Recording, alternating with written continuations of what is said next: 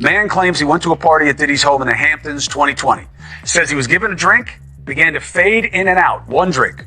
And Diddy and his associates sodomized him and took turns him. Y'all better hold Diddy, because it seems like the baby oil business is still up and running. And child, every day there's some new ish involving the diddler, and I must give it up to him. He single-handedly carried the ending of 2024, and I can bet y'all there ain't no coming back from this mess. But despite all the drama going around, it seems Diddy's still getting some action from prison, as 3 new boys have come forward. Once again, they spilling Diddy's nasty ways, and I'm here for the tea always. But like I was saying, all the tea on the table is that 3 new boys have come forward again to expose Diddy's abuse, adding to the numerous charges against him. I'ma just get into it, y'all. So it's no longer news that Diddy's in some deep murky waters since the search on his house, the baby oil and tape saga, his indictment, and the numerous lawsuits that keep piling up against him. He even tried to get bail but was denied, and Prisonville has been his new home for a bit now, where reports indicate he was once on a watch and was also losing weight and sleep because apparently dude was finding his new life hard.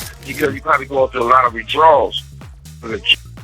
But the industry got him on. My artist, one of the worst mistakes I could have made. So the last thing anyone was expecting, at least I wasn't expecting to hear, is that he's receiving some serious action while in prison. According to close sources, Diddy has adapted quite well to prison life, as he has been receiving some care from prison, and I say that care very strongly. But while Diddy's been using them baby oils in prison, lawsuits against him keep piling up, and lawyers behind these lawsuits have even revealed that they have to reject so many cases, and it kind of makes me wonder just how many people did Diddy involve himself with. But like I was saying, 3 new lawsuits from 3 different boys have emerged, and Diddy once again is the defendant. The first lawsuit is from a man who claimed he went to Diddy's party in the Hamptons in 2020. Said he was given a drink at the party where he began to feel woozy, fading in and out. He also revealed that it was at that moment that Diddy and his associates began to put their hands on him, taking turns graping him. First of all, one drink. It took one drink to make a full-grown man lose all sense of consciousness, and it makes you wonder what the heck they were putting in those drinks. Man claims he went to a party at Diddy's home in the Hamptons 2020. Says he was given a drink, began to fade in and out, one drink. And Diddy and his associates sodomized him and took turns.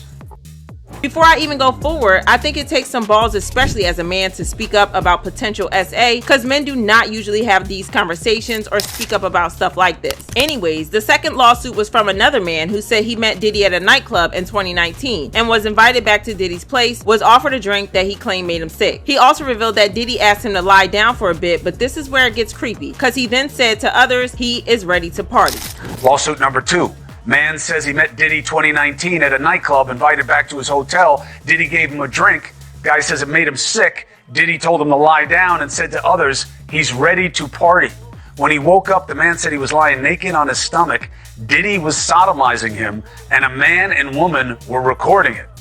Next morning, one of Diddy's associates gave him $2,500 cash on behalf of Diddy. The man said when he woke up, he was lying naked on his stomach. Diddy was doing what Diddy loves to do, while a man and a woman were recording the entire moment. The next morning, he was given $2,500 in cash on behalf of Diddy and sent on his merry way. But I want y'all to take a pause and just see how messed up and creepy this stuff is. I mean, we already are aware of the kind of mess Diddy dips his hands, toes, and heck, his entire body in. The man is messy drama himself, but these lawsuits are taking a whole other turn, and there seems to be a pattern with these cases. The third lawsuit was filed by a man who once worked for Diddy in 2020 and went to Diddy's hotel room for a meeting where Diddy made him a drink, which made him really tired. Diddy then told him to take a nap, and when he woke up, Diddy was handsy and, well, doing what Diddy does best, graping him. But the weirdest thing about this particular case is that when he tried to resist, Diddy told him he was almost done, and afterwards, when he threatened to go to the police, Diddy mocked him. Lawsuit number 3.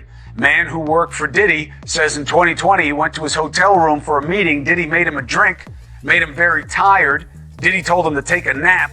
When he woke up, Diddy was sodomizing him. When he tried to resist, Diddy told him he was almost done. Afterwards, Diddy told him he was going to the police. His going to the police would make him look like an idiot because he'd never be able to substantiate his claims.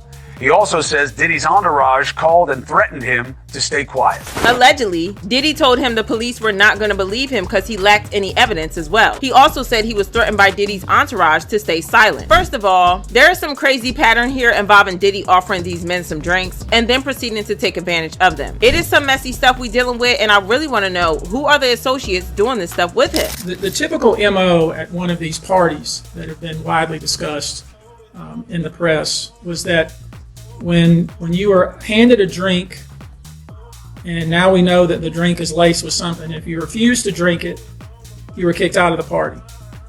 Now, let that sink in for a minute. I mean, the admission to this party was that you had to drink the chosen drink that was handed to you.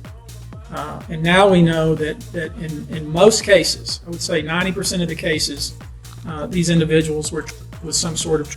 That was kind of the MO. Who was the man and woman taking recordings while this nasty stuff happened? And all these celebrities say they had no idea? I do not believe that for 1 second, because I mean, there have been talks around Hollywood about him messing with Usher, Justin Bieber, and the likes, so I do not know what to believe right now. And she woke up in the same bed, again, allegedly, with Mr. Combs in his mansion in Miami. Her vagina and her ankles were torn and sore.